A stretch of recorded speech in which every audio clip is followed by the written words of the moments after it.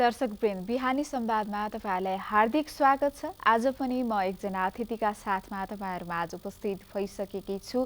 आज विशेष गरेर हामी सहकारीका विषयमा चाहिँ कुराकानी गर्नेछौँ। पछिल्लो समय सहकारीमा अलिकति समस्या जस्तो पनि भइरहेको छ भने वित्तीय अवस्था पनि अलि कमजोर भएको जस्तो, आर्थिक चलायमान हुन नसकेको अवस्था सिर्जना भएको जस्तो देखिएको छ। यिनै विषयसँग सम्बन्धित रहेर आज हामी कुराकानी गर्नेछौँ। आज हामीसँग नेपाल बचत तथा ऋण केन्द्रीय सहकारी सङ्घका महासचिव हुनुहुन्छ, उहाँ हुनुहुन्छ दामोदर अधिकारी हुनुहुन्छ। त्यसैगरी उहाँ सहकारी अभियन्ता पनि हुनुहुन्छ भने सिको बचत तथा ऋण सहकारी संस्थाका अध्यक्ष समेत हुनुहुन्छ। सबैभन्दा अगाडि म उहाँलाई स्वागत गर्छु। स्वागत छ सर। धन्यवाद। आराम हुनुहुन्छ? एकदम ठिक छ। व्यस्तता त निकै होला सरको। सहकारी अभियानमा छु। यो एउटा स्वयंसेवी पेसा हो, त्यसकारणले आफूले शैक्षिक रूपमा अगालेको हुनाले स्वाभाविक अभियान बनाउने काममा क्रियाशील रहँदा व्यस्तता त रहन्छ नै। कस्ता कस्ता खालका काममा बढी जस्तो व्यस्तता हुन्छ यहाँको? अब यो खास गरिकन मेरो जीवनको 29 वर्ष सहकारी अभियानमा व्यतीत गर्दैछु मैले, र खास गरिकन अहिले केन्द्रीय सङ्घको महासचिव पनि भएको हुनाले केन्द्रीय सङ्घको महासचिवको रूपमा सङ्घको नीति योजना निर्माण गर्ने, सहजीकरण गर्ने काममा त गर्छु नै। त्यसको साथसाथै म अलिकति यो सहकारी अभियानको सहजीकरणमा पनि रहन्छु।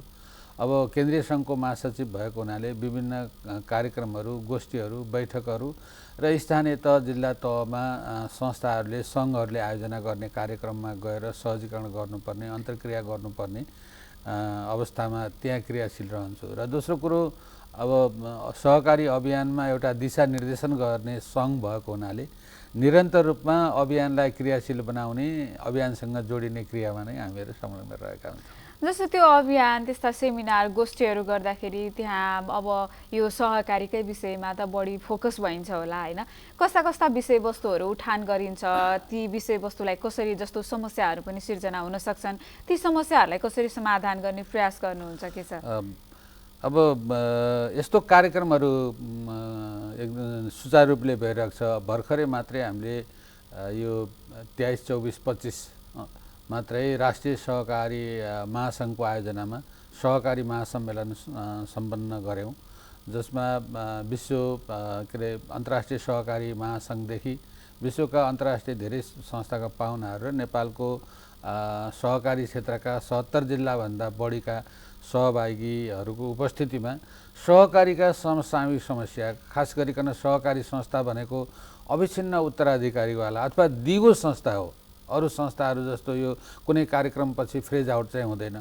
दिगो संस्था भनेको, दिगो संस्थाको मतलब के हो भने जस्तो सुकै सहज वा असहज अवस्थामा पनि टिकिरहने र सेवा दिइरहने संस्था हुन् सहकारी संस्थाहरू भनेका। त्यसकारणले हाम्रो अन्तर्क्रिया, संवाद, छलफल एउटा त यो समसामयिक रूपमा अन्तर्राष्ट्रिय स्तरमा विकास भएका नवीनतम विधिहरू, प्रविधिहरू, सिकाइहरूलाई, असल अभ्यासहरूलाई आन्तरिकरण गर्ने र संस्थाहरूमा त्यसलाई हस्तान्तरण गर्ने कुरा हो। दोस्रो चाहिँ हाम्रो संस्थालाई कसरी जोखिम रहित बनाउन सकिन्छ, सदस्यको केन्द्रीयतालाई कायम राख्दै, खास गरिकन सहकारी संस्थाहरू त सदस्यको जीवन परिवर्तनका लागि स्थापित भएका संस्थाहरू हुन्, जसको वित्तीय निकायमा पहुँच हुँदैन, जोसँग एकैचोटि धेरै पैसा गर्ने जम्मा हुँदैन, जसले वास्तवमा जीवनमा पैसाको महत्त्व बुझेको छैन, तिनीहरूलाई सहकारी संस्थाको माध्यमबाट सहकार्य गराएर जोखिम लिन सक्ने क्षमताको पनि वृद्धि गराउने, बचतको थोरै थोरै भए पनि बचतको सञ्चित गरेर उनीहरूलाई आर्थिक आत्मनिर्भर गराउने, समाजमा बोल्न नजानेलाई बोल्न सिकाउने, खान नजानेलाई खान सिकाउने, सामाजिक स्तर वृद्धि गर्ने। त्यसकारणले सहकारीले न कि पैसाको लागि मात्रै कुरा गर्छ, आर्थिक, सामाजिक, सांस्कृतिक, त्यति मात्रै होइन, वातावरणीय संरक्षणका कुराहरू, वातावरण एउटा प्राकृतिक वातावरण होला, अर्को हाम्रो समाजमा धुमिलिँदै गएको वातावरण, एकअर्काप्रतिको विश्वास, भाइचारा, यो सहिष्णुता जुन नेपाली समाजको एउटा गहना हो, त्यसलाई जोगाउने। त्यसकारणले 4 डाइमेन्सकै विकास, वृद्धि र टिकाउपनाको लागि हामीले छलफल गर्ने हो, अन्तर्क्रिया गर्ने हो र निरन्तर लागिरहने हो। तर अहिले पछिल्लो समय त अलिकति सहकारी संस्थाप्रति बचतकर्ता सदस्यहरूको चाहिँ अलिकति वितृष्णा अलिकति विश्वास घटेको जस्तो देखिन्छ। अलिकति यो संस्था नहोला, यो संस्थामा समस्या नहोला, तर कतिपय अहिले सहकारी संस्थाहरू समस्याग्रस्त हुँदाखेरि ठुलो समस्या सिर्जना भइराखेको छ। बचतकर्ताको पैसा पनि फिर्ता गर्न नसकिने अवस्थामा पनि पुगेका छन्। खासमा यो समस्या चाहिँ कसरी सिर्जना भइरहेको विचारमा? यहाँले अब अहिलेको वर्तमान अवस्थामा चाहिँ एक समसामयिक प्रश्न नै उठाउनु भयो। खास गरिकन नेपालमा अहिले 29,800 सहकारी संस्थाहरू क्रियाशील रहेका छन् हैन। अब ती क्रियाशील रहेका संस्थाहरू 29,800 मध्ये करिब 13,000 समथिङ संस्थाहरूले बचत ऋणको कारोबार गर्छ, बाँकी 4,000ले बहुउद्देश्यका कारोबार गर्छन्, विभिन्न उद्देश्यका संस्था। सहकारी सिद्धान्त मूल्य मान्यता नेपालको सहकारी ऐनले विषयगत संस्थाहरूलाई उनीहरूको उद्देश्य अनुसारको क्रियाकलाप गर्नको लागि निर्देशित गरेको छ। बचत ऋण सहकारी संस्थाहरू भनेका एकल उद्देश्य हुन्। उनीहरूको काम नै सदस्यहरूको बिचमा धन सिर्जना गरिदिने हो, धन सञ्चय गर्न सिकाउने हो। बचतमा वृद्धि, जीवनमा समृद्धि यिनीहरूको ध्येय हो। मान्छे ऋण लिएर धनी बन्छ कि बन्दैन, त्यसले जोखिम लिन सक्छ कि सक्दैन, त्यो दोस्रो पाटो भयो। तर यदि गरिबले पनि निरन्तर रूपमा बचत गर्छ भने थोपा थोपाले सागर भरिएको जस्तै गरिबले पनि आफ्नो कमाइको अंशबाट थोरै सञ्चित गर्न सक्यो भने उसको जीवनलाई सहज बनाउन सक्छ। यो सार्वभौम हो। अब अहिले यहाँले उठाउनु भएको कुरा चाहिँ नेपालको यो वित्तीय क्षेत्रमा, खास गरिकन सहकारी क्षेत्रमा मात्रै नभएर बजारमा, ब्याङ्कहरूमा तपाईँहरूलाई चाहिँ हाम्रो यहाँ मात्रै होइन, अस्ति मात्रै यहाँहरूले न्युज सुन्नु होला, 127 वर्ष जस्तो लाग्छ पुरानो अमेरिकाको ब्याङ्कै टाट पल्ट्यो होइन। तर 2008को मन्दी आउँदाखेरि सहकारी क्षेत्रलाई छोएको थिएन। अहिले बजारमा तरलता सङ्कटको कारणले गर्दाखेरि केही सहकारीहरूमा आएको समस्याले गर्दाखेरि चाहिँ त्यो अवस्था देखा परेको छ। यो चिन्ताको विषय हो। मैले यहाँलाई के निवेदन गर्न चाहन्छु भने यद्यपि त्यो सारमा विश्लेषण गरेर जाने भने एकदम नगर्ने सङ्ख्यामा होला, तर कुरो त आयो। र जब कुनै सहकारी संस्था अहिले मेन त्यस्तो संस्थाहरूमा विशेष समस्या आएको छ, समस्या भन्दा नि जो सञ्चालकहरूले बचत फिर्ता गर्न नसक्ने अथवा संस्थाहरूको कारोबार नै बन्द गर्ने, सदस्यहरू अत्तालिएको अवस्था त के हो भने एकाध संस्थाहरू सहकारीको सिद्धान्त मूल्य मान्यता। नेपालमा 3 प्रकारले संस्था चलेको चाहिँ देखिन्छ। थोरै यहाँलाई मैले प्रश्न पार्नु, एक प्रकारका संस्थाहरू सदस्य केन्द्रित छन्। संस्थाका सदस्यहरूलाई रियलमा वास्तविक मालिक बनाएका छन्। नियमित आफ्ना वित्तीय प्रतिवेदनहरू सदस्य सामु सरकारवाला समेत प्रस्तुत गर्छन्। वार्षिक लेखा परीक्षण समयमा भएको छ र असोज महिनाभित्र उनीहरूले आफ्नो वार्षिक साधारण सभा सम्पन्न गर्छन्। सदस्यहरूको उपस्थिति र अन्तर्क्रियाबाट बनेको योजनाहरू सदस्यमुखी भएर क्रियाकलाप गर्छन्। तिनीहरूमा कुनै समस्या आएको छैन।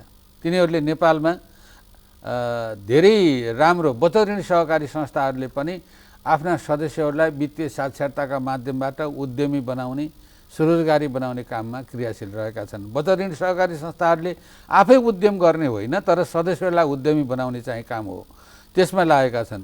अरू धेरै सहकारी संस्थाहरू अलि हाम्रो रिमोट दुर्गम एरियामा रहेका सहकारी संस्थाहरू महिलाहरूले सञ्चालन गरेको अथवा दूरदराजका मान्छेहरूले सञ्चालन गरेको सहकारी संस्थाहरू बहुसङ्ख्यक छन्। अब त्यो कतिपय एनजिओ आइएनजिओले प्रमोट गरेर दर्ता गरेका संस्थाहरू दर्ता गर्दैका पनि छन्। कति चाहिँ एउटा भावनात्मक रूपले अत्यन्त पवित्र भावना राखेर खोलिएका सहकारी संस्था छन्। सदस्य बढ्दो छ, पुँजी बढ्दो छ, उहाँहरूलाई सहकारी संस्था सञ्चालन सम्बन्धी ज्ञान, सिप, त्यसको टुल्सहरू, जनशक्तिहरू, प्रविधिको प्रयोगको कुरामा उहाँहरू अन्यलतामा हुनुहुन्छ। हामीले बढी फोकस गर्ने, उहाँहरूको नियतमा कुनै पनि खोट छैन र उहाँहरूले अनभिज्ञताको आधारले धेरै व्यवस्थित गर्न कठिनाइ परेको अवस्था छ। यो बेलामा हामी केन्द्रीय सङ्घहरू तिनीहरूलाई प्रमोसन गर्ने, प्रवर्धन गर्ने, सिकाउनेतर्फ लाग्छौँ। हाम्रा गोष्ठी त्यसैमा केन्द्रित रहन्छन्। अत्यन्तै न्यून नगण्य सहकारीको नीति विधि र कानुनका छिद्रहरू पनि थाहा पाएका र सहकारी सम्बन्धी सबै बुझेका, तर सहकारी संस्था सदस्यहरूको हो, सदस्यहरू संस्थाका मालिक हौँ, हामी सञ्चालक भनेका सदस्यबाट चुनिएर आएका उनका प्रतिनिधि हौँ, हामीले उनको आवाज बोलिदिने हो, उनलाई सेवा दिने हो भन्ने भावनाभन्दा टाढा रहेर सदस्यलाई सीमित व्यक्तिको घेराभित्र पारिवारिक घेराबन्दीभित्र रहेर संस्था सञ्चालन गरिदिने, ती संस्थाहरू अलिकति मिसन ड्रिफ्ट भए।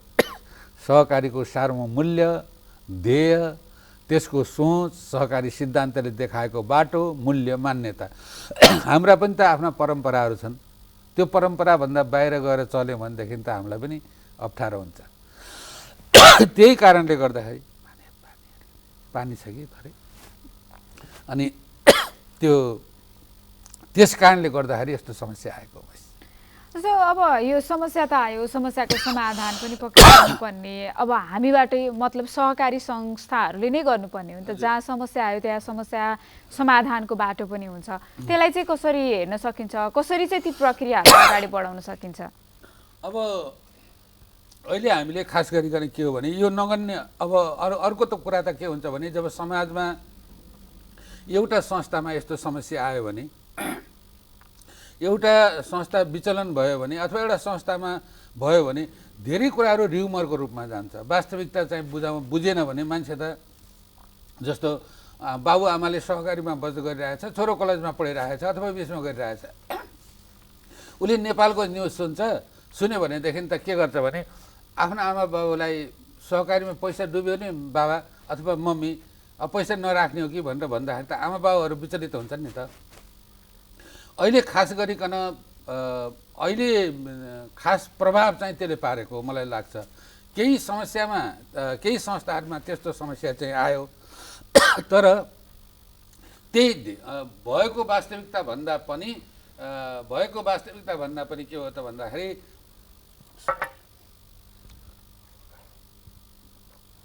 भएको वास्तविकता भन्दा पनि चाहिँ हल्ला अर्कोतिर गयो। त अहिलेको वास्तविकता के हो भन्दाखेरि अब धेरै त्यस्ता जो संस्थाहरूले बचत फिर्ता गर्न सकेनन् उनीहरूले ठुलो फिक्स एकाउन्ट यो डिपोजिटको रकमहरू ल्याइदिए र लगानी उनीहरूले चाहिँ सदस्यको उत्पादन वृद्धि, सदस्यको आय वृद्धिमा भन्दा पनि धेरै घर जग्गाहरूमा लगानी भयो। त्यसले गर्दा उहाँहरूको बचत चाहिँ के भयो त फिर्ता हुन सकेन, अवरुद्ध भयो। त्यो भएर उहाँहरू समस्यामा केही नियतले पर्नुभएको छ। बाँकी संस्थाहरूमा त यो के हो भने सदस्यलाई हामीले ब्याक टु मेम्बर भनेका छौँ कि अब सदस्यलाई पुनर्जागरण गर, आफ्नो संस्थाको स्थिति आफ्ना मालिकलाई बताऊ। किनभने सहकारी संस्थाभित्र मालिक पनि त्यही हो र ग्राहक पनि त्यही हो। जो आफै बचत गर्छ, आफै नीति नियम बनाउँछ र फेरि आफै संस्थाबाट चाहिँ ऋण लिएर आफ्नो कारोबारहरू गर्छ। त्यस कारणले गर्दाखेरि सदस्यलाई बुझाउने काम चाहिँ गर। अब अहिले हामीले सदस्य पुनर्जागरणको कार्यक्रमतिर ध्यान दिनुपर्छ। सानो सानो बचतहरूलाई निरन्तर रूपमा ल्याउने गर्नुपर्छ। अब घर जग्गा लगायतका धेरै त्यस्ता अत्युत्पादन क्षेत्रमा लगानी रोक्नुपर्छ। संस्थाको सञ्चालन खर्च वात्तै घटाउनुपर्छ हैन। तालिम, गोष्ठी, शिक्षा यस्ता जुन अनप्रोडक्टिभ कस्ट हुन् यसलाई खर्च घटाएर जानुपर्छ। स्थिर सम्पत्तितर्फको लगानीलाई अहिले रोक्नुपर्छ। घर जग्गा, फर्निचर आफ्नै संस्थाको लागि किन्ने कुरालाई पनि, ऋणलाई सानो सानो धेरै लामो अवधिको भन्दा उत्पादनमूलक 6 महिना 1 वर्षका ऋणहरूलाई बढी प्रायोरिटी गर्नुपर्छ। राम्रा उत्पादनमूलक ऋणमा जहाँबाट सदस्यले तिर्न सक्ने ऋणहरू हुन्छ त्यसमा गर्नुपर्छ र संस्थाको नीति नियमभित्र रहेर सञ्चालकले पनि काम गर्नुपर्छ र हजुरको चाहिँ कर्मचारीले पनि काम गर्नुपर्छ। यदि यस्तो गर्यो भने सहकारी संस्थामा समस्या चाहिँ आएको पनि छैन र आउँदा पनि आउँदैन। किनभने सहकारी संस्था अर्को जो संस्थाहरू त्यस्तो चल्दै पनि नीतिमा चल्दै पनि केही आंशिक रूपमा तरलता समस्याको कारण भएको छ बचत नआएर भने त्यसको लागि त केन्द्रीय सङ्घ छ, राष्ट्रिय सहकारी ब्याङ्क छ, हामीले तरलता व्यवस्थापन फन्ड बनाएर अगाडि बढ्ने प्रयास गरिरहेका छौँ। राष्ट्रिय सहकारी महासङ्घ छ, सहकारी अभियानलाई बचाउनको लागि र यस्तो स्वनियममा नचल्ने संस्थाहरूको कडा अनुगमन गरेर राज्यले पनि त्यसलाई नियमनमा ल्याउने दायरा गर्नु पर्यो। अब केन्द्रीय सङ्घलाई पनि सुपरिवेक्षण गर्न सक्ने भनेर त भनेको छ, तर त्यसको लागि बजेट कसले दिने, कसरी गर्ने, तर राज्य र हामी अभियानसँगै मिलेर नियमनको पाटोलाई पनि अगाडि बढाउने मेन कुरो। र त्यस्तो तरलता सङ्कट परेको संस्थाहरू यदि नीति नियममा चल्दैछ भने त्यसलाई केन्द्रीय उसबाट पनि सहयोग गरेर तिनीहरूलाई रिभाइभ गर्ने, माथि अपलिफ्ट गर्ने कुराहरू गर्नुपर्छ। हामी गरि पनि रहेछौँ। हामीसँग पर्याप्त पुँजी अहिले पनि नेप्सुनले आफ्ना सदस्य संस्थाहरूलाई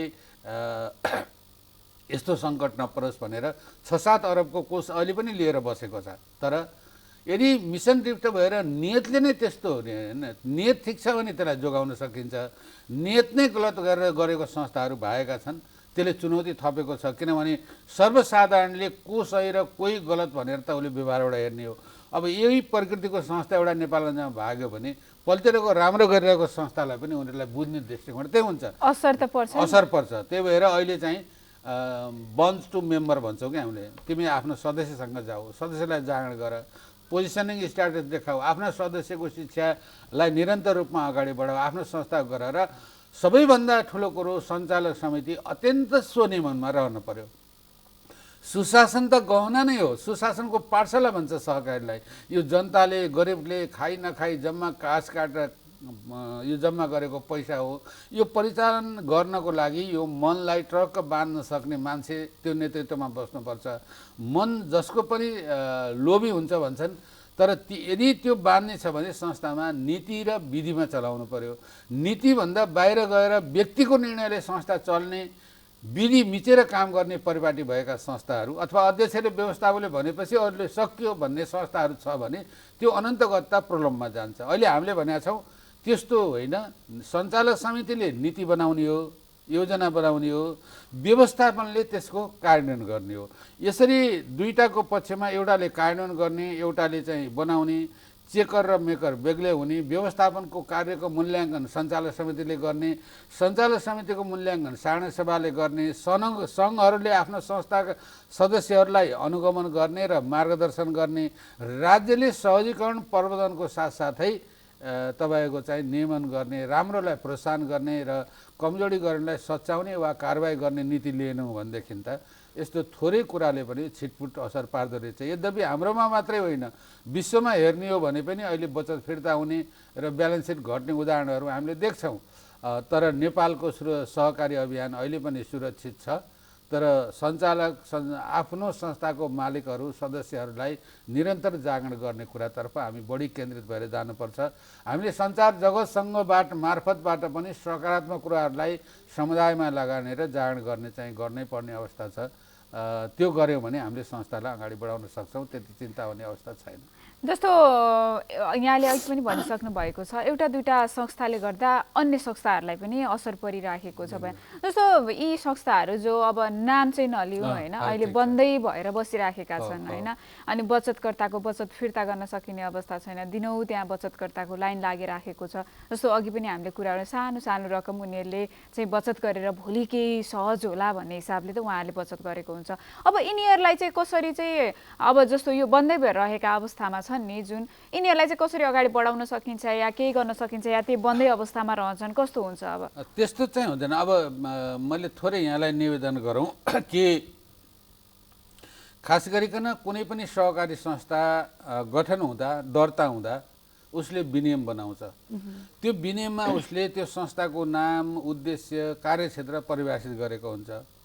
अब यो नियमनकारी सरकारी कार्यालयहरूले नै दर्ता गर्छन्।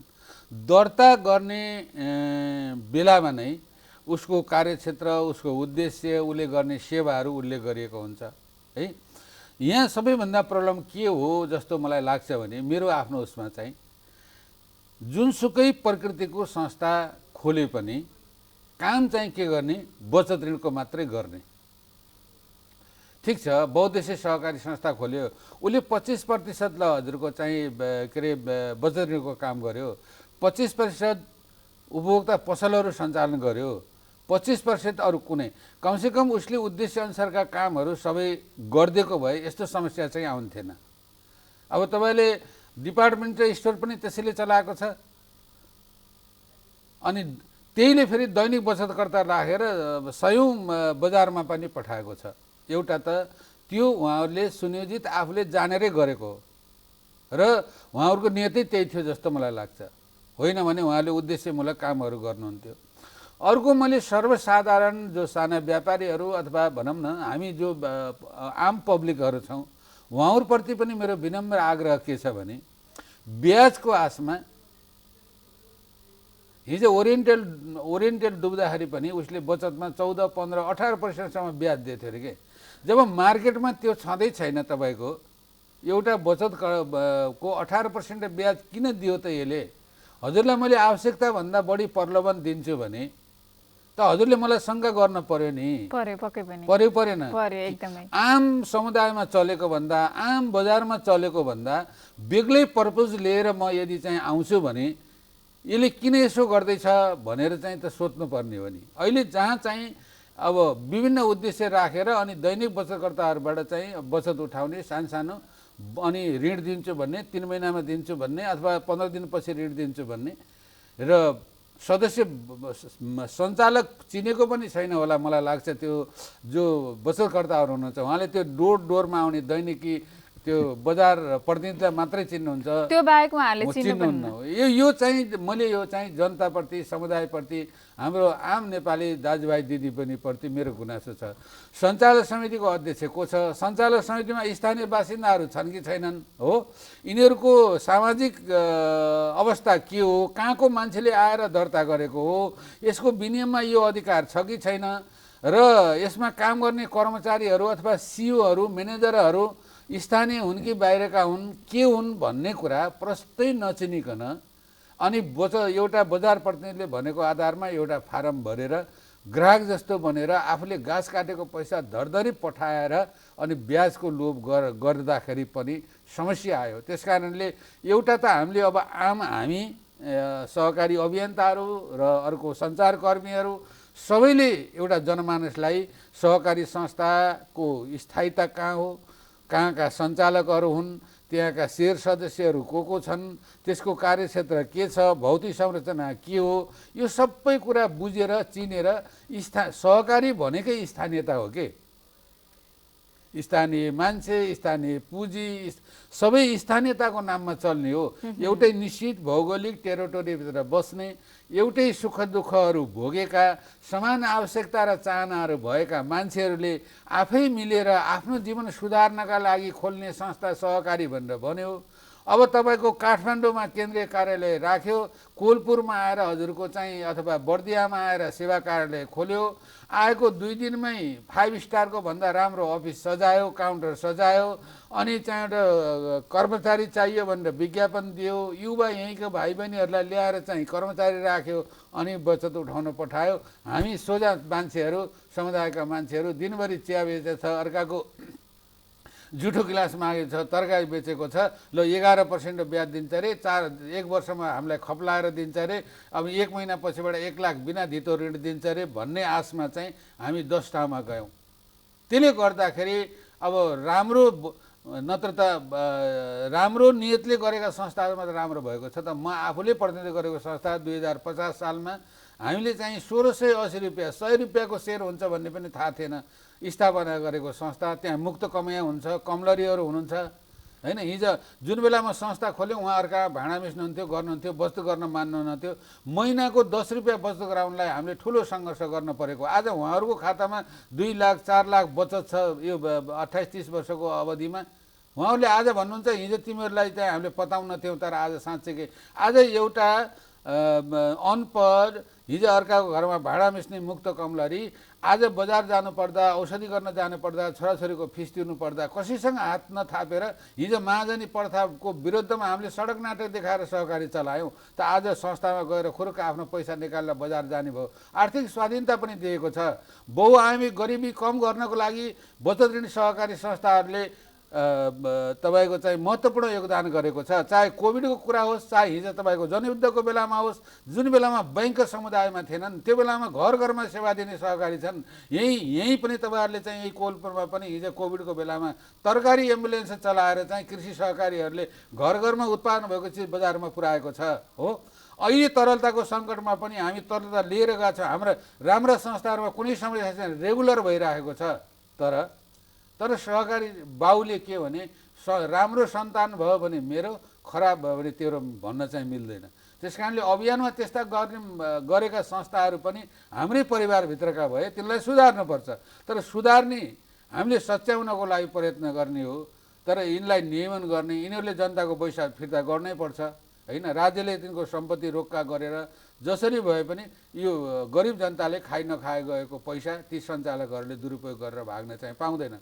हामीले त प्रधानमन्त्री समक्ष नि भनेका छौँ, पैसा खाएर बाहिर गएर अब सुखमय भन्ने छ भने पनि तिनको राजधानी भिसा क्यान्सल गरेर नेपाल ल्याएर मैले अनुचित रियाक्ट भनेको 900 जनाको त त्यो प्रोसेस पनि अगाडि बढिसक्यो। अनि हामी त्यो कुरा धर्म नि जनताको आँसुको पैसा हो, यो रगत पसिनाको पैसा हो। कति मेहनत गरेर उहाँहरूले राख्नु भएको छ बिचरा आफ्नो जीवन बढेला। मैले जे भोगे मेरा छोराछोरीले यो दिन देख्न नपरोस् भनेर बाबुआमाले हातका ठेलाहरूबाट ल्याएको पैसा चप्प चलाएको भनेर उठेर खाएर जाने भने कुनै धरतीको कुनामा गयो भने त्यो मान्छेले बास पाउँदैन, सुख पनि पाउँदैन। त्यही भएर पैसा तिर्नुपर्छ। कतिपय अब चलाउन नजानेर सङ्कट के अरे यो विधि नपुर्याउँदाखेरि पनि राम्रो गर्छु भए तपाईँ हाम्रो आफ्नो जीवनमा पनि हुन्छ नि त। कुनै विद्यार्थीले फेल हुनलाई पर्छ र? पर्दैन। अत्यन्त मेहनत गरेर जुन विषयमा सबैभन्दा बढी नम्बर ल्याउला भनेर सोचेर उसले इक्जाम दिएको हुन्छ, कहिलेकाहीँ त्यही विषयमा फेल भइदिन्छ अथवा त्योभन्दा कम आउँछ। त्यस कारणले राम्रो गर्छु भन्दै पनि केही संस्थाहरू समस्यामा परेको हुनसक्छ। त्यसको ठाउँमा हामीहरू छौँ। ती संस्थामा समस्या हुँदैन, तरलता व्यवस्थापन गर्छौँ, सहजीकरण गर्छौँ, योजना बनाइन्छौँ। अहिले हामीले यो हिजो हामीले बनाएको रणनीति योजनाहरू, हिजो हामीले बनाएको प्लानले अहिले काम गरिरहेको छैन। अब अहिले चाहिँ हामीले खास गरिकन जोखिम व्यवस्थापन योजना बनाउनु पर्यो। हिजो हामीले 1 महिनाको योजना बनाएर भन्थ्यौँ भने अब 7-7 दिनको योजना गर्नु पर्यो। हामीले चाहिँ आफ्नो सदस्यहरूलाई पुनर्जागृत गर्नु पर्यो, सदस्यता फर्किनु पर्यो, टोलमा जानु पर्यो। त्यो घटेको विश्वासलाई पनि त गुमेको विश्वासलाई वास्तविकता बताउनु पर्यो। के भने जब मैले वास्तविकता बताएन भने अथवा हजुर र म एउटै समुदायमा बस्छौँ, मैले गलत गरेँ भने हजुरलाई पनि त्यही दृष्टिकोणले त हेर्ला नि त मान्छेले। एउटै संस्थामा काम गर्छौँ, मान्ने हजुर र म टिचर छौँ अथवा कुनै एउटै सेम बिजनेस गर्छौँ भने मेरो बिजनेसमा शङ्का पलाउँदा बित्तिकै हजुरलाई नि गर्छ। त्यो त हजुरले त आफ्नो मेम्बरलाई त बुझाउनु पऱ्यो नि। म स्वस्थ छु, म राम्रो छु, हाम्रो संस्थामा वास्तविकता यो हो, यस्तो स्थिति छ, यति बचत ल्याएका छौँ, यति ऋण लगानी गरेका छौँ, हामीसँग तरलता छ, नातिनुहोस् है, यो नीतिमा चलेको संस्था भनेर आम दिदीबहिनीलाई चाहिँ दाजुभाइहरूलाई बुझाउनु पऱ्यो। मेम्बरले बचाउने हो संस्था चाहिँ, सदस्यहरूको संस्था हो यो। सदस्यहरूले सदस्यहरूका लागि सदस्यहरूद्वारा सञ्चालित र प्रबन्धन गरेको संस्था हो। त्यस कारणले गर्दाखेरि सदस्यहरूतर्फै हामी फर्किनुपर्छ। अलिकति यो समस्या पनि अलि अनुत्पादक क्षेत्रतर्फ लगानी हुँदाखेरि पनि अलि बढी समस्या भएको हो। यसो भयो। अब यो लोन कस्तो हुन्छ भने यो वित्त बजार हो नि।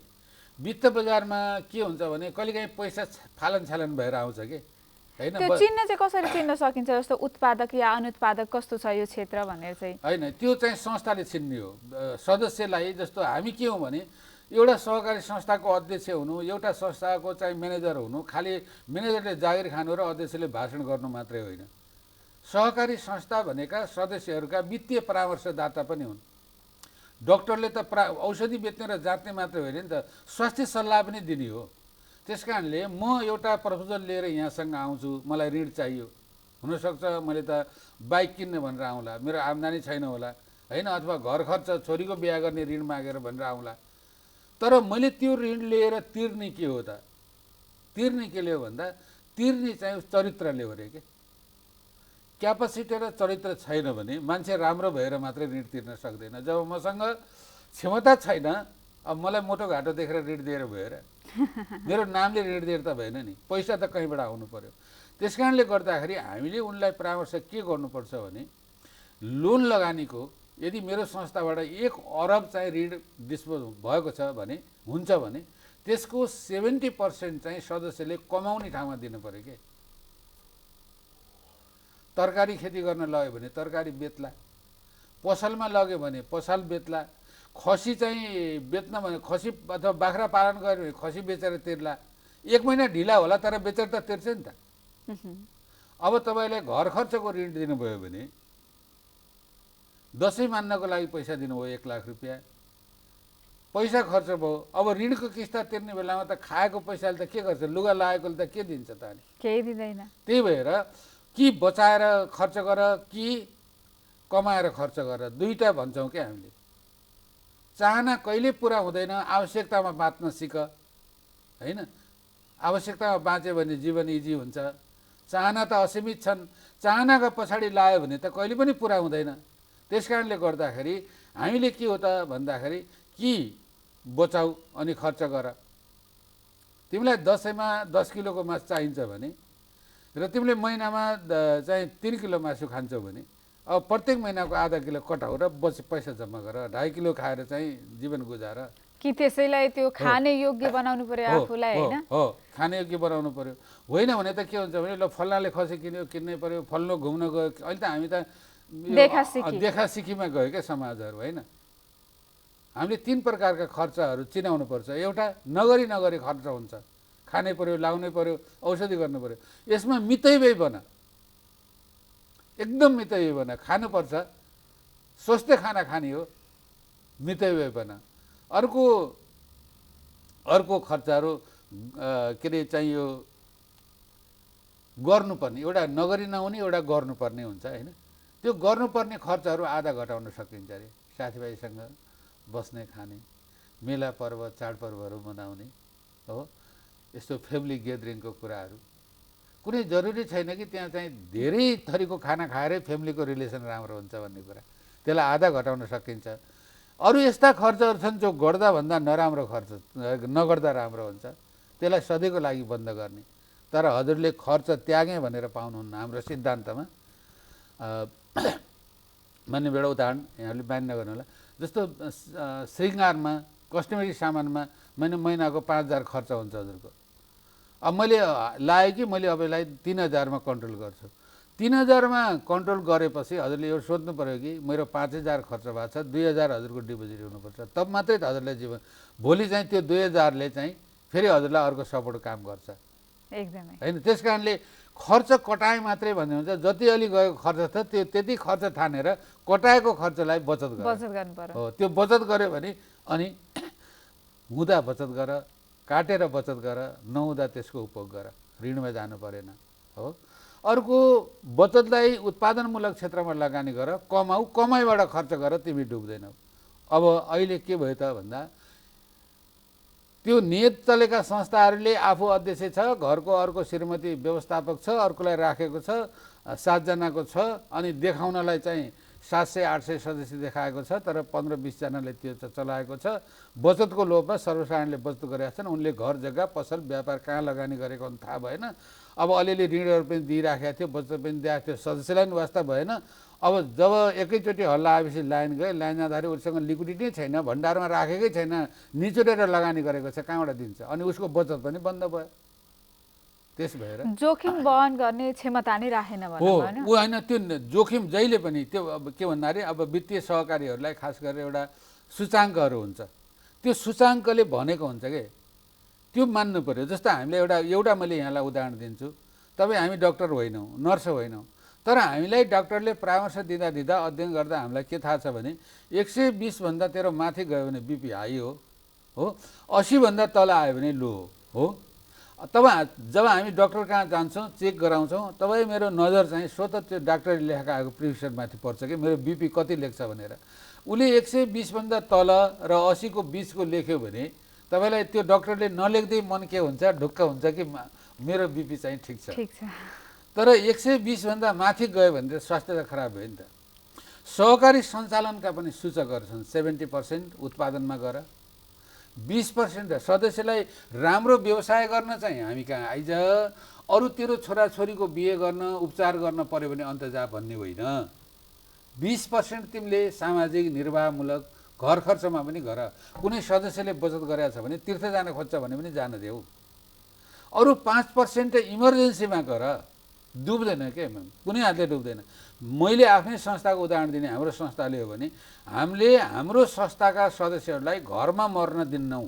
राति 12 बजे पनि पैसा दिन्छौँ। टाढा छैन, यहाँहरूले अनुगमन गरेर हेर्न सक्नुहुन्छ। 25,000 रुपियाँ हामीले 1 महिनाको लागि निर्व्याजी दिन्छौँ। दुःख परेको छ, हाम्रो सदस्य घरमा मर्न हुँदैन। बर्दियाको मान्छेको स्वास्थ्य गन्तव्य नेपालगञ्ज, काठमाडौँ वा लखनऊ 3टा हो। 25,000ले एम्बुलेन्स गयो भने काठमाडौँ पुग्छ, एम्बुलेन्स गयो भने लखनऊ पुग्छ, एम्बुलेन्स गयो भने नेपालगञ्ज आउँछ। अब घरबाट हस्पिटल पुर्याउनलाई संस्थाले सहयोग गर्यो, त्योभन्दा फर्दर उसले गर्ने हो। त्यो ऋण पनि दिन्छौँ हामीले के अरे यो मिटर ब्याजीहरू अथवा चक्रवृद्धि ब्याजमा परेर ऋण डुबेछ भने ऋण सदस्य उत्थान कार्यक्रम पनि चलाएको छौँ, तर सदस्य इमान्दार हुनु पर्यो। हामी अब कार्यक्रमको करिब करिब अन्त्यतिर पनि आइसकेका छौँ होइन। निकै यो उपलब्धिमूलक निकै नै प्रयोग सिद्ध आजको हाम्रो यो बसाइ रह्यो। यहाँको यो 29 वर्ष सहकारी अभियानमा आफ्नो जीवन चाहिँ व्यतीत गरिराख्नु भएको छ। अबको जीवन चाहिँ कतातिर जान्छ होला के छ छोटोमा भन्नुपर्दाखेरि? होइन, मैले त यहाँलाई अघि नै अनुरोध गरेँ। मैले अब यो जीवनमा राजनीतितिर लागेको भए मैले लगभग 24 वर्ष प्राध्यापन गरेँ। म टिचर हो। त्यसपछि मलाई सहकारी क्षेत्र म 50 सालमा भन्नु न 50 सालदेखि हामीले सुरु गरेका हौँ र जीवनको मैले जहिलेसम्म सक्छु अब यो नेप्सनको महासचिव वा अरू पद मसँग स्थायी होइनन् होइन, तर मैले समुदायमा यो 29 वर्ष काम गरेर जहाँ अहिले काम गर्छु उहाँहरूको जुन माया स्नेह र आशीर्वाद पाएको छु त्यसले चाहिँ मैले सक्दासम्म मेरो स्वास्थ्यले साथ दिँदासम्म म सहकारी अभियानभित्रै रहेर लेखेर बोलेर पढेर सिकेरै हिँड्ने मेरो चाहिँ जीवनको लक्ष्य रहेको छ। यसबाट मलाई अत्यन्त सन्तुष्टि पनि प्राप्त भएको छ र यो कलियुगमा आशीर्वाद प्रत्यक्ष लाग्छन् भन्छन्, जनताको आशीर्वाद मलाई लागेको पनि छ, त्यही विश्वास राख्छु मैले। त्यस कारणले सहकारी भन्दा अन्ततिर डाइभर्ट म चाहिँ हुँदैन जस्तो भन्दा पनि एकदम ग्यारेन्टी नै हो। हस्, यहाँलाई धेरै धेरै धन्यवाद। आज यो बिहानी संवादमा आएर हामीलाई समय उपलब्ध गराइदिनु भयो। यसै गरी पछिल्लो समय सहकारीमा देखिएका समस्याहरूका बारेमा पनि थोरै चर्चा गर्ने हामीले अवसर पायौँ। फेरि पनि धन्यवाद छ। यहाँ एनटिभी कोलपुर र यसको प्रस्तुता यहाँलाई पनि मेरो तर्फबाट सहकारी अभियानकै तर्फबाट हाम्रो संस्थाको तर्फबाट हार्दिक हार्दिक धन्यवाद। यो मलाई सम्झिदिनु भयो र मेरो भावनाहरू राख्ने अवसर दिनुभयो। सहकारी अभियानलाई शुद्धिकरण र पुनर्जागरण गर्ने कार्यक्रम आवश्यक रहेको छ। म यो अत्यन्त लोकप्रिय सञ्चार हाम्रो एनटिभी मार्फत सबै सहकारी अभियन्ता सबै समुदायका मान्छेहरूलाई सहकारीलाई सुनियममा सुशासनमा चलाऊँ, सदस्यहरूले संस्था र सञ्चालकहरूलाई चिनेर वित्तीय कारोबार गरौँ, प्रलोभनमा नपरौँ। नेपाल बचत तथा ऋण केन्द्रीय सहकारी सङ्घ नेपालको बचत ऋण सहकारी अभियानलाई मार्गदर्शन गर्न, सहजीकरण गर्न, वित्तीय सहयोग गर्न र सङ्कट मोचन गराउने काममा चाहिँ निरन्तर क्रियाशील रहेको छ भन्दै यहाँप्रति पुनः आभार र कृतज्ञता बिदा चाहन्छु। धन्यवाद, नमस्कार। दर्शकबिन, आजका लागि बिहानी संवादको समय सकिएको छ। आजको बिहानी संवादमा हामीसँग हुनुहुन्थ्यो नेपाल बचत तथा ऋण केन्द्रीय सहकारी सङ्घका महासचिव दामोदर अधिकारी हुनुहुन्थ्यो। त्यसै गरी उहाँ सीको बचत तथा ऋण सहकारी संस्थाका अध्यक्ष पनि हुनुहुन्छ र यो संस्थालाई निरन्तर रूपमा एकदम सहज रूपमा चाहिँ उहाँले अगाडि बढाइराख्नु भएको छ। यो सँगसँगै आजका लागि शुभ बिहानी अन्तर्गतका पनि सम्पूर्ण सेगमेन्टहरू सकिएका छन्। भोलि फेरि नयाँ विषयवस्तुका साथमा तपाईँहरूमा आज उपस्थित हुने नै छौँ। तपाईँहरूको दिन शुभ रहोस्। नमस्कार।